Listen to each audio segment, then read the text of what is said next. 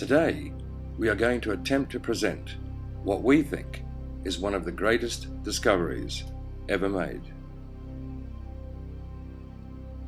and an extraordinary approach to reversing chronic disease.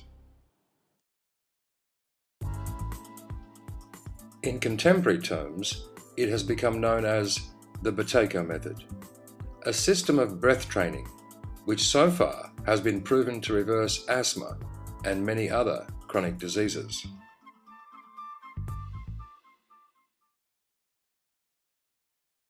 It started in the former Soviet Union more than 50 years ago, when an outspoken medical scientist claimed he could treat all kinds of diseases with a breathing method. His name was Dr. Buteyko, and he and his method became legendary as tens of thousands of people all over the country learned his method, often claiming spectacular results.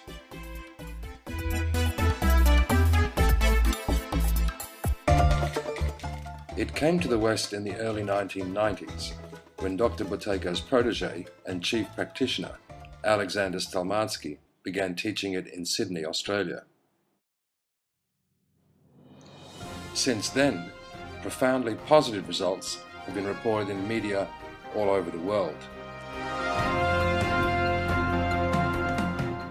Buteyko practice has featured positively in major newspaper articles, television documentaries, and published medical journals in Australia, New Zealand, United Kingdom, the United States, and Asia.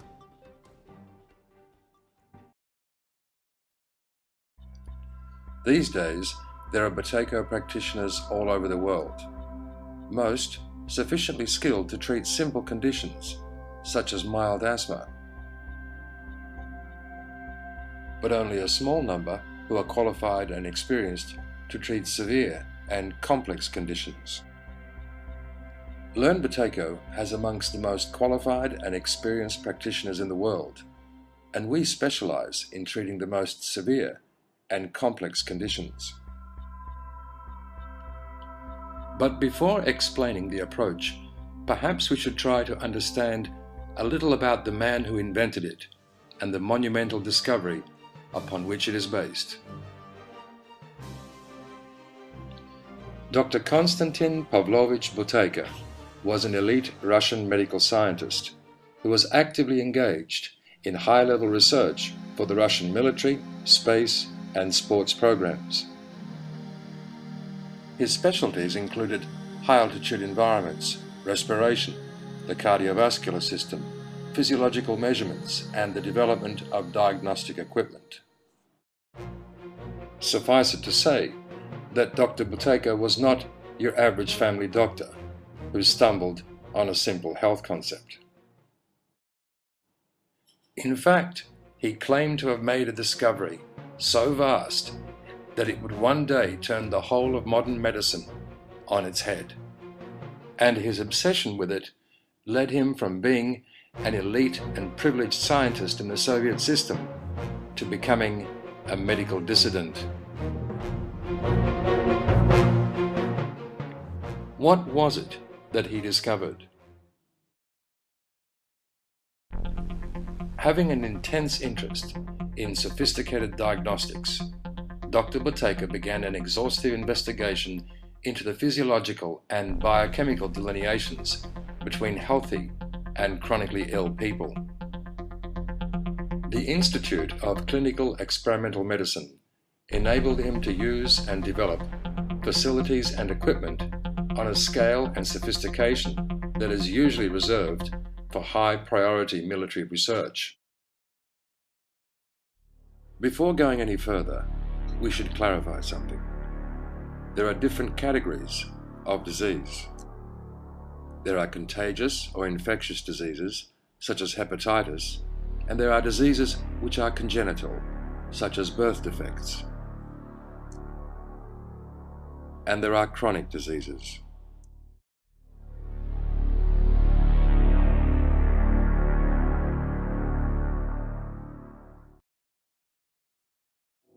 Chronic diseases used to be called the diseases of civilization, because they occurred with greater frequency in urbanized or more civilized communities and have grown with the so-called modernizing of human society.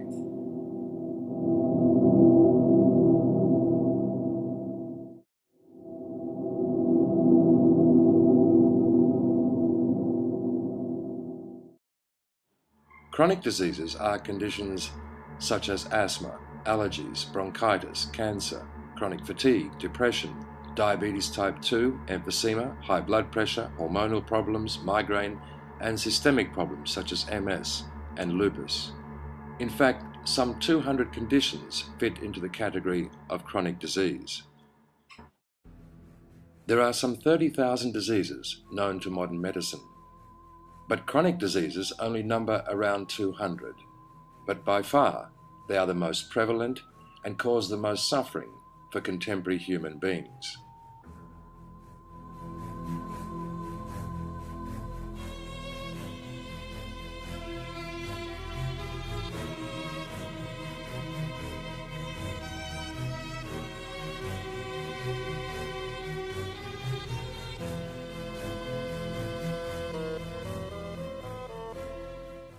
Dr. Buteyko's research and subsequent method mainly applies to chronic disease. Coming back to Dr. Buteyko's discovery, what was it that he discovered? It was that one particular parameter indicated chronic disease more than any other. And that parameter was the level of carbon dioxide within the human organism. Carbon dioxide?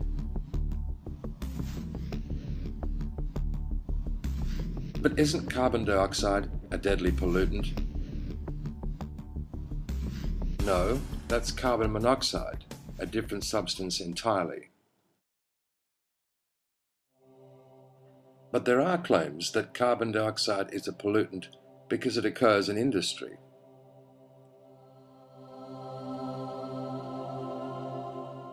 When in fact most of it occurs naturally and is a vital part of all organic life.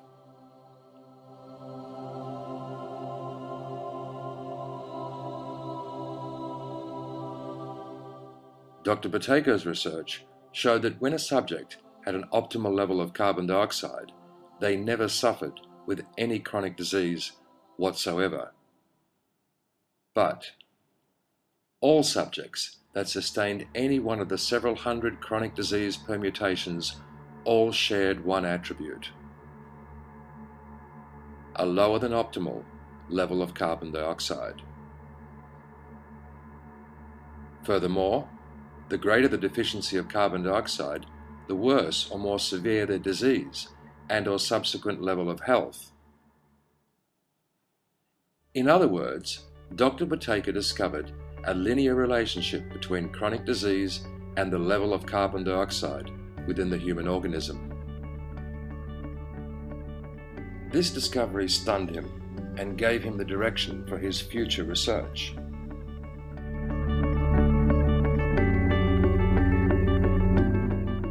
According to established medical textbooks, the physiological norm or optimal level of carbon dioxide in the human organism is around 7%, a very sharp contrast to the level in our atmosphere of around 0.035%.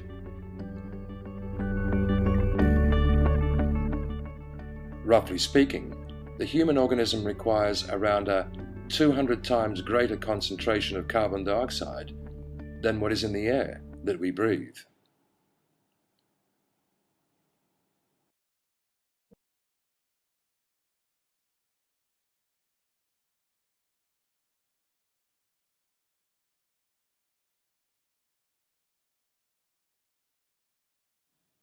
It is an incontrovertible fact that carbon dioxide is critical for all organic life.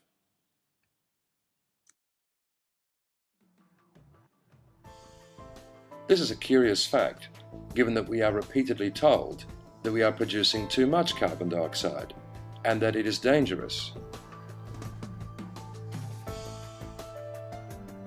Perhaps even more curious for farmers, who are aware that plant yields improve by up to 40% in an environment of enriched carbon dioxide.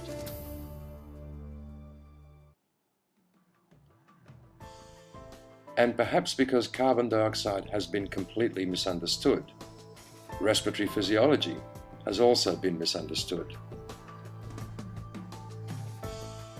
But Dr. Buteyko realized that our lungs and respiratory system do not simply pump oxygen in and carbon dioxide out, but act as a complex gas exchange and reservoir system to maintain very particular gas levels for the optimal functioning of the organism.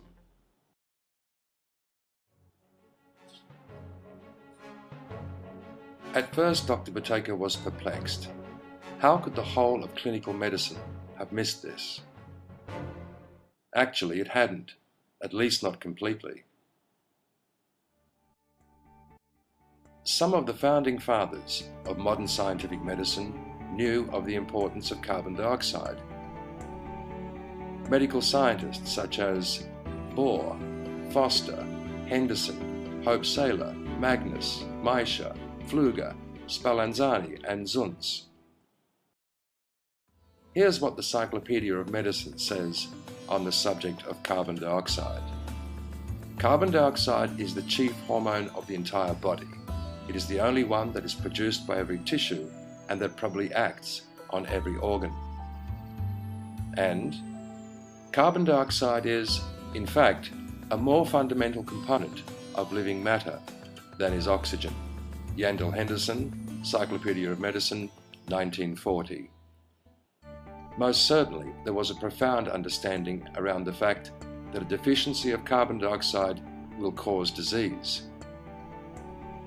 But for a variety of reasons, the technical appreciation of carbon dioxide didn't translate into practical treatment. With the exception of clinical work done by L.J. Henderson and a few others who used it therapeutically with spectacular success. But they met with tremendous professional criticism from the emerging patent drug medical advocates who obstructed and suppressed their work. It was as though a decision had been made at the highest echelons that all advances in medicine would only arise from drug and surgery-based interventions. All other ideas, regardless of their scientific validity or positive results, would be crushed. And this is what happened. These days, carbon dioxide is commonly considered a waste gas or even a pollutant. And nothing could be further from the truth. It turns out that carbon dioxide regulates the organism's uptake of oxygen. This paradoxical principle is known as the Bohr law and was discovered at the turn of the century by the Danish physiologist Christian Bohr. Carbon dioxide in the form of carbonic acid is also the main regulator of the organism's pH, or acid-alkali balance. Carbon dioxide also regulates the aperture of all vessels, including brain vessels, bronchivessels, and heart vessels, because of its effect on smooth muscle tissue. From a systems point of view, carbon dioxide regulates the respiratory, cardiovascular, digestive, nervous, hormonal, and immune systems. Therefore, a deficiency must cause dysfunction in one form or another. At this point, a serious question arises. How can a single substance play such a diversified role?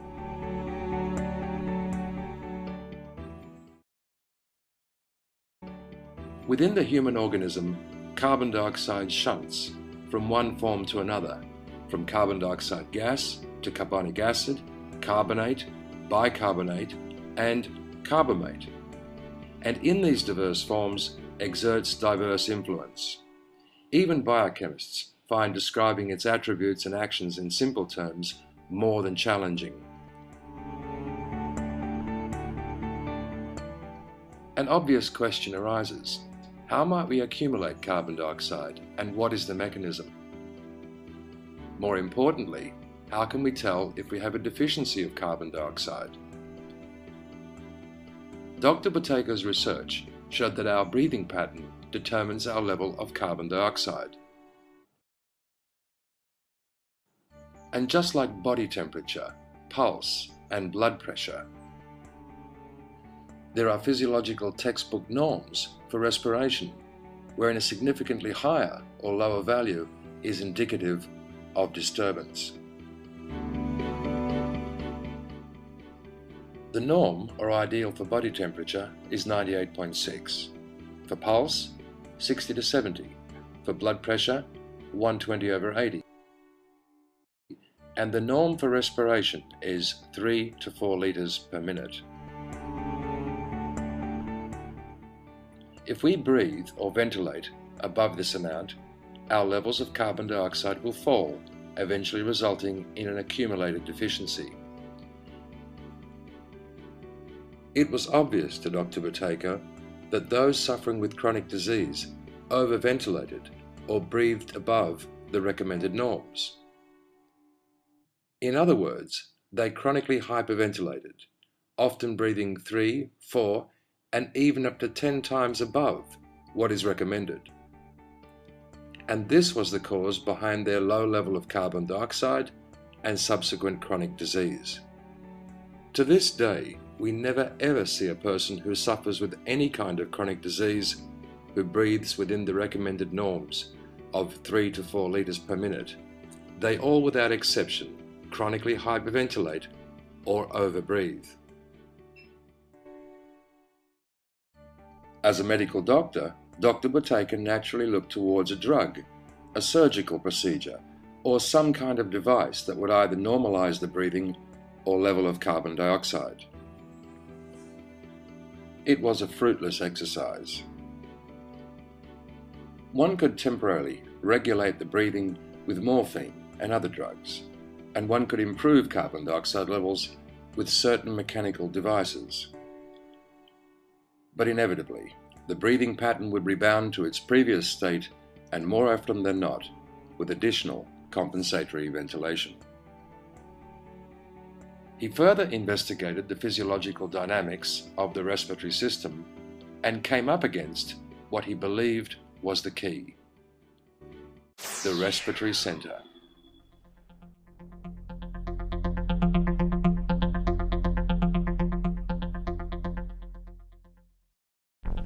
The respiratory center is located in the medulla oblongata part of the brain, and this little understood gland regulates our ventilation. It turns out that mastering the breathing pattern comes down to mastering the respiratory center.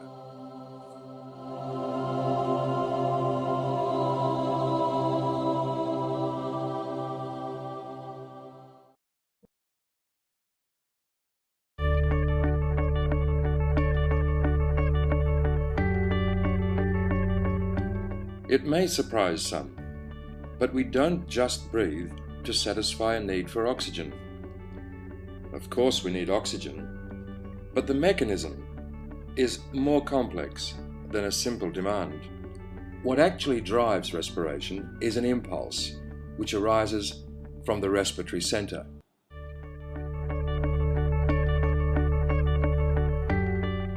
And this impulse in turn creates the feeling of air hunger and stimulates the intercostal or breathing muscles, which results in the involuntary and mostly unconscious urge to breathe. But what mechanism stimulates the respiratory center? The respiratory center is driven by the level of carbon dioxide in the lungs. In other words, the reflex that causes us to breathe is triggered when the level of carbon dioxide reaches a certain level in our lungs. Dr. Buteyko discovered that people who habitually overbreathe do so because their respiratory center has become oversensitive to carbon dioxide. And instead of it creating a breathing impulse that comports with physiological norms, causes them to chronically hyperventilate. His objective then became to recondition or retrain the respiratory centre to function properly. This, he hypothesized, would mean that ventilation would normalise, carbon dioxide levels would normalise, and diseases which have their genesis in a low level of carbon dioxide would be discharged or reversed. And this is exactly what happened. He began with simple techniques and was able to reverse simple chronic conditions like blocked nose, and went on to develop techniques to reverse deeper conditions. Soon, asthma yielded, along with sinusitis and bronchitis. From chronic disease to chronic disease, he proceeded methodically. Emphysema symptoms reversed, blood pressure and sugar levels normalized, migraine headaches reduced in frequency and severity, and even deep systemic disorders began to yield to the techniques he developed. He then went to work, meticulously assembling his research, data, and clinical results. He believed that he had an ironclad argument for his discovery and subsequent approach to be officially endorsed and implemented for the benefit of all. But the powerful medical establishment wanted nothing to do with his peculiar ideas or so-called discoveries, and they obstructed his progress to gain official acceptance at every turn. He was misquoted, ridiculed, falsely accused, and deliberate attempts were made to sabotage various trials and approbations. He became a medical dissident. Dr. Buteyko didn't help his popularity with medical authorities by robustly condemning the growing trend of symptomatic drug-based treatments, which in his opinion have the effect of increasing the breathing pattern and thus worsening instead of improving the health. Still, Dr. Buteyko had allies within the scientific community, military, and in high office. And everyone knew of his scientific brilliance and integrity. But the inertia of a medical bureaucracy and the thousands of people who worked within it simply could not implement his revolutionary ideas for the treatment of disease. Dr. Buteyko predicted that the promiscuous prescription of symptomatic medications will result in the diseases they attempt to treat becoming worse. And this is exactly what we have seen over the last few decades. Symptomatic treatments don't ameliorate the cause of chronic disease, they exacerbate them. Even the term epidemic, which is usually reserved for contagious diseases, is now being applied to chronic diseases, asthma epidemic, diabetes epidemic, and so on. So within a system that strictly prohibited it, Dr. Buteyko was somehow able to establish his own enterprise, and with a small group of practitioners, they began to teach his techniques all over the country. These first practitioners brought the method to all the important cities and factories across the Soviet Union. What they did was technically illegal, and they risked severe punishment, but authorities, for various reasons, mostly exercised restraint. After all, the efficacy of Dr. Buteyko's ideas had gained some ground. In the West, medical authorities reacted similarly, in the sense that even when confronted with positive results, they either ridiculed or simply ignored them. But in the West, it was the media that forced Buteyko's ideas by simply reporting positive results. If it wasn't for the media and the robust support from patients, the method would have never become known at all.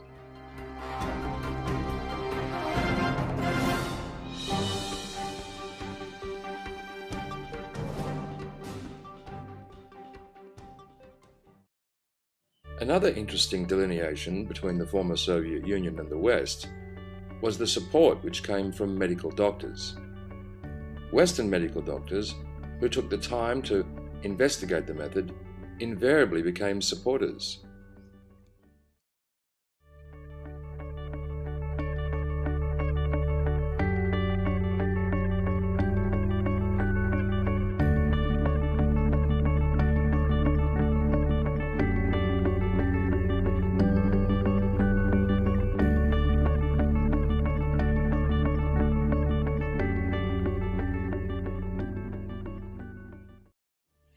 In this brief presentation, we have tried to explain some of the basics, and we hope that you have found it interesting.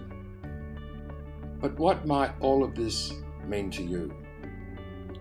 In practical and realistic terms, we offer a profoundly powerful resource for people who wish to either reverse particular chronic ailments or simply augment their level of health and well-being. The kinds of results that can be achieved with the method depend on the individual case and the experience and skill of the practitioner. It's not a miracle treatment. It requires dedication and often some repetitious hard work, but positive results are routine. Within our group are amongst the most qualified and experienced practitioners.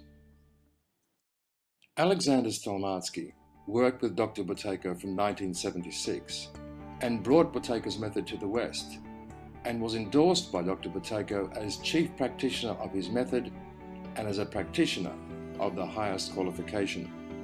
Vladimir Sukhanosov held senior positions within Buteyko's clinics in Russia and is also one of the most experienced Russian practitioners. Christopher Drake was the first Western practitioner to receive a diploma from Dr. Buteyko. He worked with Alexander in Australia and introduced the method to the UK. Jack Vigen is also one of the very few Western practitioners to have received a diploma from Dr. Buteyko and introduced the method to Asia. Martha Rowe and Edward Ruvers started with Learn Buteyko as facilitators and have progressed to associate practitioners after successfully overcoming their own health problems and producing excellent results with hundreds of students in the UK, Asia, and the Netherlands. With the advent of internet-based video conferencing, it is now possible to connect a highly qualified and experienced practitioner to almost anyone